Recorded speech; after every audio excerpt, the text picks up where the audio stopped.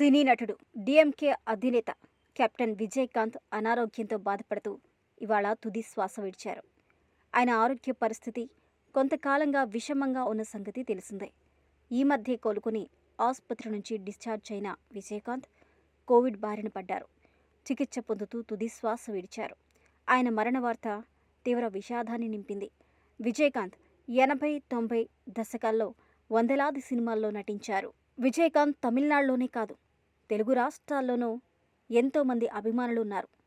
తర్వాత డీఎంకే పార్టీని స్థాపించిన విజయకాంత్ రాజకీయాల్లోకి అడుగుపెట్టారు. విజయకాంత్ సామాన్యులకు సైతం అందుబాటులో ఉండే నాయకుడు అంటూ తమిళనాడులో మంచి గుర్తింపుంది.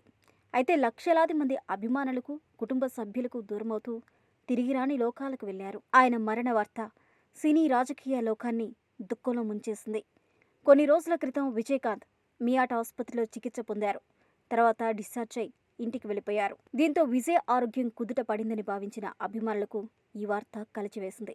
విజయకాంత్ చేసిన సేవలను, నటించిన సినిమాలను గుర్తు చేసుకుంటూ ఉన్నారు. ఈ క్రమంలోనే విజయకాంత్ గురించి కొన్ని ఇంట్రెస్టింగ్ విషయాలు వెలుగులోకి వచ్చాయి. 1952 ఆగస్టు 25వ తేదీన మదురైలో పుట్టిన ఈయన అసలు పేరు విజయరాజ్ అలగార్ స్వామి. కానీ ఈయన విజయకాంత్గా సుపరిచితులు. అయితే ఈయన 1979లో ఇనిక్యం ఇలమై అనే సినిమాతో తమిళ సినీ రంగంలో కాలుమోపారు. మొదటి సినిమాలో విలన్గా చేసిన ఈయన ఆ తర్వాత అనేక చిత్రాల్లో హీరోగా కనిపించారు. విజయకాంత్ నటించిన అనేక సినిమాలు చాలా వరకు తెలుగులో కూడా అనువాదమయ్యాయి. అవి అద్భుతంగా ఉండటంతో తెలుగు ప్రజలు కూడా ఆదరించారు. ఇలా విజయకాంత్ తెలుగు ప్రజలకు చాలా దగ్గరయ్యాడు. అయితే విజయకాంత్ది తెలుగోడి రక్తమే అనే వార్తలు వినిపిస్తున్నాయి. ఈ విషయాన్ని కూడా విజయకాంత్ ఓ సందర్భంలో వివరించారు. 100 ఏళ్ల క్రితం బ్రిటిష్ కాలంలో తన తాత ముత్తాతలు ఏపీ నుంచి తమిళనాడుకు వలస వెళ్లారని చెప్పారు. ఆ విధంగా విజయకాంత్ పరోక్షంగా ఏపీతో సంబంధం ఉంది. విజయకాంత్ తండ్రి పూర్వీకులు బలిజ సామాజిక వర్గానికి చెందినవారట.